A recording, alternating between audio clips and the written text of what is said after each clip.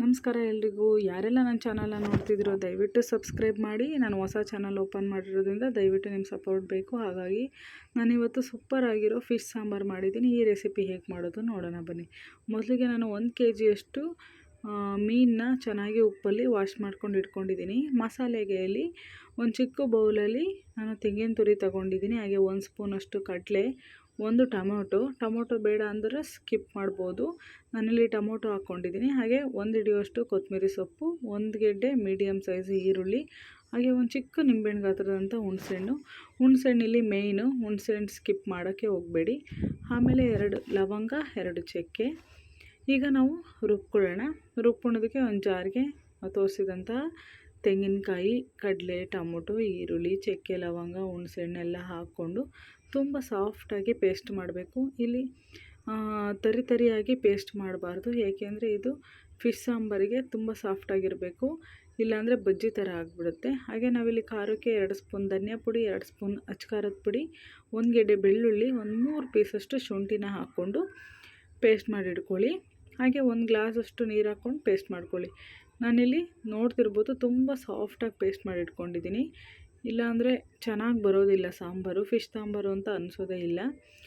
ಈಗ ನಾವು next gas ಮೇಲೆ ಒಂದು ಬಾಣಲಿ ಇಟ್ಕೊಂಡು ಅದಕ್ಕೆ ಒಂದು 2 ಸ್ಪೂನಷ್ಟು ಎಣ್ಣೆ ಹಾಕ್ಕೊಳ್ಳೋಣ. ಎಣ್ಣೆ ಹಾಕ್ಕೊಂಡು ಎಣ್ಣೆ ಬಿಸಿ ಆದಮೇಲೆ ಒಂದು ಅರ್ಧ ಈರುಳ್ಳಿಯಷ್ಟು ಹಾಕ್ಕೊಳ್ಳೋಣ.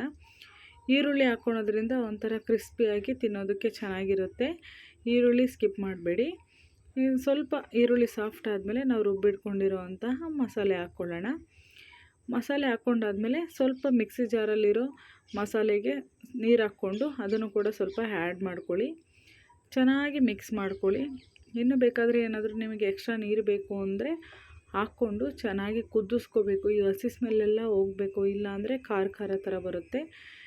ಕುದಿಬೇಕಾದ್ರೆ ಇದಕ್ಕೆ ಒಂದು ಅರ್ಧ ಸ್ಪೂನಷ್ಟು ಕಲ್ಲುಪ್ಪು ಹಾಕ್ಕೊಳ್ಳಿ. ನಾನಿಲ್ಲಿ ಒಂದು ಅರ್ಧ ಹಿಡಿಯೋಷ್ಟು ಕಲ್ಲುಪ್ಪು ಹಾಕ್ಕೊಂಡಿದ್ದೀನಿ. ಹಾಗೆ 1 ಗ್ಲಾಸಷ್ಟು ನೀರು ಹಾಕ್ಕೊಂಡು ಇದನ್ನು ಚೆನ್ನಾಗಿ ಕುದಿಯೋದಕ್ಕೆ ಬಿಡ್ತೀನಿ. ಹಸಿ ಸ್ಮೆಲ್ಲೆಲ್ಲ ಹೋಗೋ ತನಕ ಬಿಡ್ತೀನಿ. ಈಗ ನೋಡ್ತಿರ್ಬೋದು ಹಸಿ ಸ್ಮೆಲ್ಲೆಲ್ಲ ಚೆನ್ನಾಗಿ ಹೋಗಿ ಕುದೀತಾ ಇದೆ. ಇದಕ್ಕೆ ನಾನು ತೆಗೆದಿಟ್ಕೊಂಡಿರೋ ಮೀನನ್ನ ಒಂದೊಂದೇ ಜಾಗ ಎಲ್ಲೆಲ್ಲಿರುತ್ತೋ ಅಲ್ಲಲ್ಲಿಗೆ ಬಿಡಿ, ಒಂದ್ರ ಮೇಲೆ ಬಿಡಬೇಡಿ. ಈಗ ನೋಡ್ತಿರ್ಬೋದು ನಾನು ಎಲ್ಲ ಮೀನು ಹಾಕ್ಕೊಂಡು ಒಂದು ಸಲ ಚೆನ್ನಾಗಿ ತಿರುಗಿಸಿ ಕ್ಲೋಸ್ ಮಾಡ್ತೀನಿ.